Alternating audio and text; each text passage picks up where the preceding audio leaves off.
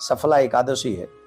इस एकादशी के दिन पुराणों में एक कथा आती है कि एक चंपावती नाम की एक नगरी थी जिसका राजा महिष्मत था।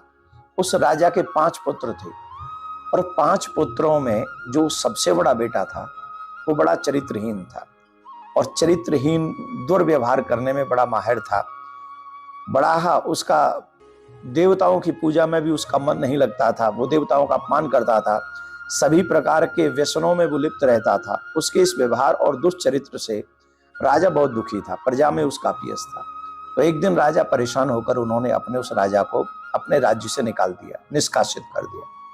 और जब राज्य से उसे निकाल दिया तो वो दुखी रहने लगा। अब पेट भरने के लिए वो क्या करे? पेट भरने के लिए वो फिर चोरी करने लगा और इधर उधर चोरी करता। तो एक दिन सिपाहियों ने पकड़ लिया चोरी करते हुए, और जब चोरी करते हुए जब सिपाहियों ने पकड़ लिया तो अचानक से पता चला ये तो राजा का ही बड़ा बेटा है। तो सभी लोगों ने दया करके उसको छोड़ दिया कि हमारे महाराज का अपयश न हो, इसलिए उन्होंने छोड़ दिया और बहुत बुरा लगा उनको।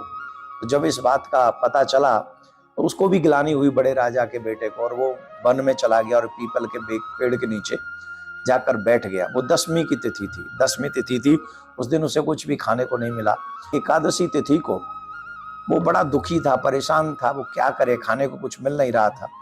और वो गया सुबह वन में गया, फल फूल लेकर आया। जो फल मिले वो भगवान के उसने फल लिए और फल लेकर वह पीपल के पेड़ के नीचे बैठ गया और भगवान विष्णु को याद करने लगा। पीपल के पेड़ के नीचे, वो भगवान का वास है ही पीपल में, तो पीपल के पेड़ के नीचे रख के भगवान विष्णु की याद करने लगा और कहने लगा मेरे अपराध क्षमा कर दो, मैं पापी हूँ, मैं दुष्ट हूँ, जो भी है। उसने भगवान से प्रार्थना की और क्षमा मांगी। तब उनके फलों को भगवान ने स्वीकार किया, क्योंकि उस दिन एकादशी थी। व्रत रखा, उस मतलब कुछ अन्न खाने को मिला नहीं, फल ही खाए थे, तो व्रत रह गया। भगवान विष्णु प्रसन्न हो गए और सद्बुद्धि प्रदान की, जिससे उसके पिता का कोप जो था वो भी नष्ट हो गया। और उसको बुलाया और उसे बुलाकर उसी को राजा बना दिया गया। और फिर उसने धार्मिक राजा बनकर अपनी प्रजा का पालन पोषण किया। तो ये तो एक सफला एकादशी व्रत करने का फल है। अगर हम और आप अधिक से अधिक इन एकादशी व्रतों को करेंगे तो हमें इसका बहुत बड़ा पुण्य मिलेगा, लाभ मिलेगा। तो आइए हम समझ लेते हैं। एकादशी के दिन पेड़ में हल्दी का, केले के पेड़ में हल्दी मिलाकर जल दें और पूजा करें। मान्यता है इस उपाय से विवाह में आ रही अड़चनें जल्दी से खत्म हो जाती हैं। तो केले के पेड़ में हल्दी मिलाकर आपको अभिषेक करना है। अपने अंदर सकारात्मक विचारों का समावेश करने के लिए भगवान नारायण को केसर से मिले हुए दूध का भोग लगाकर शाम के समय घी का दीपक जरूर जलाएं। ऐसा करने से आपके अंदर सकारात्मक विचारों का समावेश होगा। ये कुछ उपाय आपको करने हैं।